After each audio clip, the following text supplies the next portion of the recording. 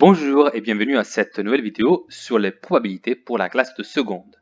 Aujourd'hui, on va suivre donc notre dernier cours de théorie sur ce chapitre avec les deux dernières propriétés qu'il faut savoir sur les probabilités.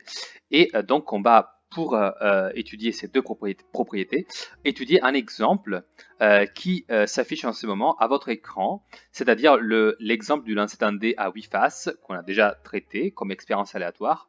On a déjà tracé l'ensemble de l'univers, donc composé par les issues 1, 2, 3, 4, 5, 7, 6, 7, 8.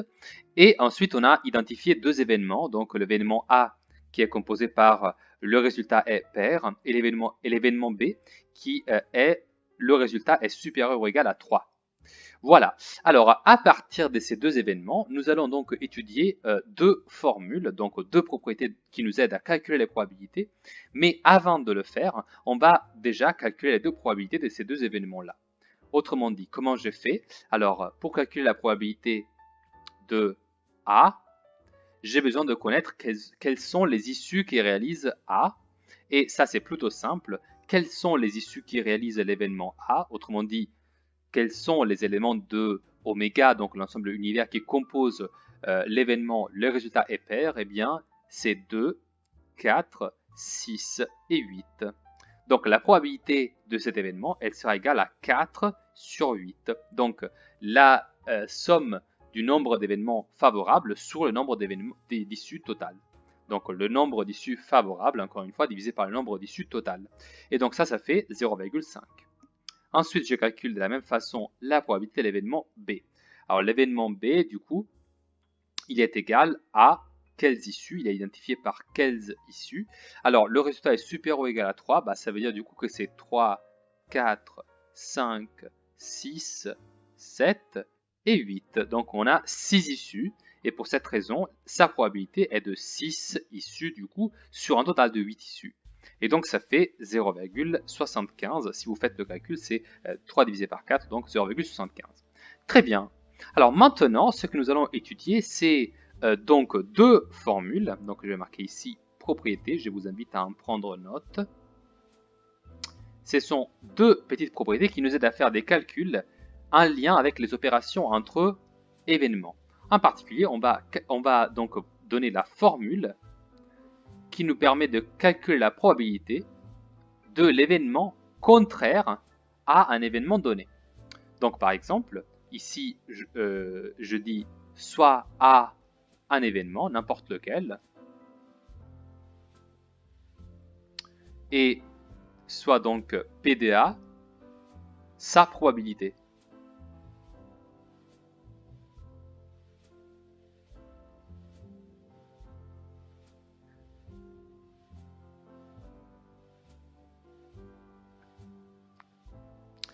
Alors, P de A contraire, eh bien, il sera égal à 1 moins P de A.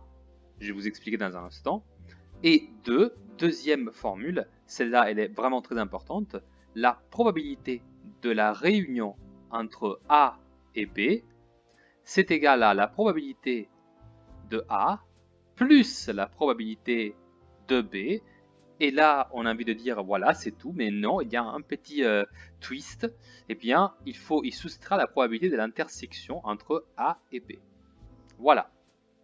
Alors, laissez-moi donc vous expliquer la logique derrière ces deux formules. La première formule, c'est la probabilité donc du contraire de l'événement A. Alors, nous, qu'est-ce qu'on sait? On sait que si j'ai un ensemble univers, d'accord, disons comme ça, et que j'ai un événement A, d'accord, qui est donc identifié par cette partie rouge que je suis en train d'assurer, alors l'événement non A, donc l'événement contraire à A, c'est en fait tout le reste. Autrement dit, tout ce qui se trouve à l'extérieur du cercle que j'ai tracé. D'accord? Mais alors, je peux aussi dire que, de façon d'ailleurs plutôt logique, comme l'ensemble de l'univers, ça décrit toutes les possibilités, alors il est logique que la probabilité de l'événement A contraire plus la probabilité de l'événement A, eh bien, comme ça couvre tout l'ensemble de l'univers, eh bien, ça doit faire 1. autrement dit toute la probabilité. Mais alors, à partir de cette remarque, je peux dire que du coup, la probabilité de l'événement contraire, eh bien ça doit être égal à 1 moins la probabilité de l'événement A. Je vous fais aussi un dessin pour vous expliquer la deuxième propriété. Alors, regardez, si je me trouve donc dans une situation où vous avez un ensemble univers, vous avez un événement A, vous avez votre événement B cette fois-ci, et donc vous voulez calculer la probabilité de A réuni avec B. Donc ce qui vous intéresse de calculer, c'est tout ça. Regardez, c'est la partie orange que j'identifie donc par la réunion entre A et B.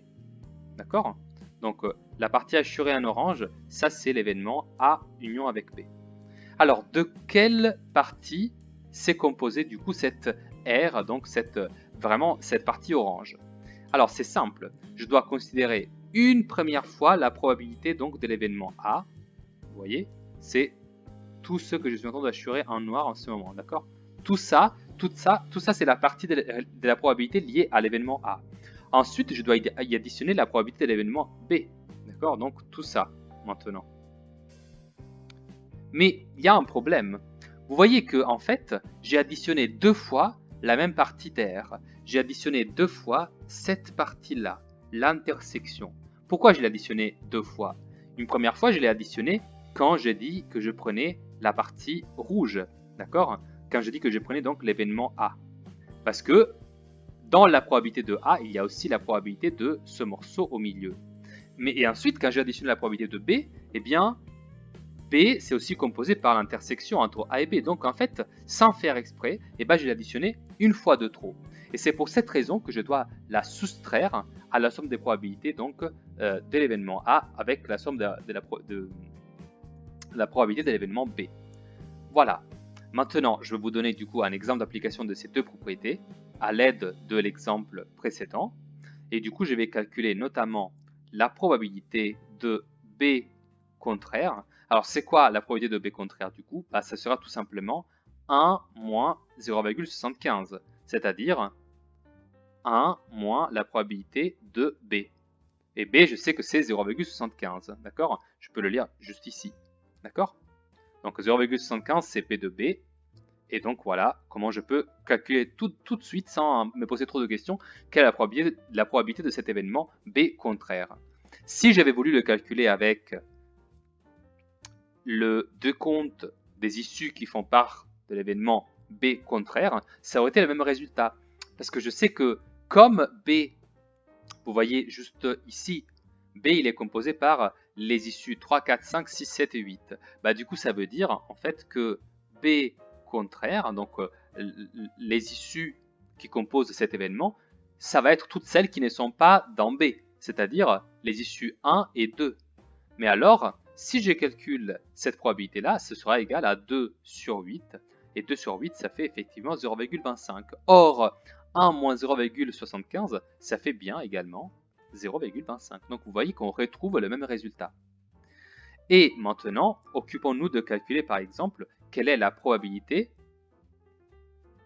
de la réunion entre A et B.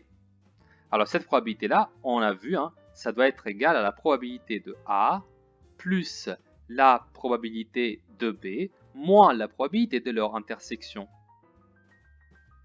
Et alors ici, je vais me noter déjà ce que je sais déjà. Alors, je sais que la probabilité de A, ça, c'est égal à 0,5 parce que je l'ai déjà calculé auparavant. La probabilité de B, elle est égale à 0,75. Et bien maintenant, il faut y soustraire une probabilité que je ne connais pas. Quelle est la probabilité de l'événement A intersection avec B? Alors regardons un instant. Qu'est-ce que ça veut dire A intersection avec B? Je sais que A, c'est l'événement, donc le résultat est pair. Vous avez ces issues juste ici. Et de la même façon, je sais que l'événement B, c'est celui-là. D'accord? Donc 3, 4, 5, 6, 7 et 8, ce sont les 6 issues qui le composent. Quelle est donc l'intersection entre ces deux événements? Eh bien, c'est très simple une fois que je regarde aux issues et je me pose la question, quelles sont les issues qui appartiennent aux 2?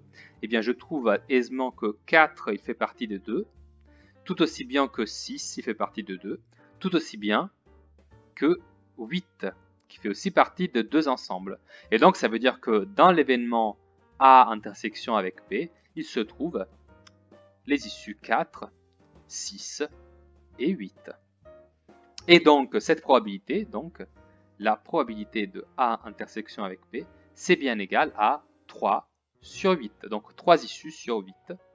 Et ça, si vous faites le calcul, ça vous donne 0,375. Alors maintenant, je peux aller remplacer cette valeur que je viens de trouver ici, et donc 0,375. Et je peux donc terminer en effectuant mon calcul, et ce calcul me donne comme résultat final, donc 0,5 plus 0,75 moins 0,375, et je trouve bien que ça me donne comme résultat 0,875. C'est donc ça la probabilité de cet événement. J'ai vous fait remarquer que si j'avais voulu, j'aurais également pu calculer la probabilité de la réunion entre A et B juste en faisant la liste des événements qui se trouvent dans à la fois du coup A ou B. Et ça aussi, ça aurait été quelque chose de simple car grâce à la description que j'ai déjà fait de A et de B, je sais que dans l'événement A réunion avec B, il se trouve du coup les issues 2, 3, 4, 5, 6, 7 et 8. Autrement dit, sa probabilité doit donc être égale à 7, parce qu'il y a 7 issues dans cette réunion, sur 8. Et 7 sur 8, ça fait effectivement 0,875. Donc voici comment de deux façons différentes, vous pouvez calculer la même chose. Donc une fois avec la propriété, une fois avec la liste des issues. Il y aura des cas où vous n'aurez pas la possibilité de faire la liste des issues parce que tout simplement vous ne les connaîtrez pas.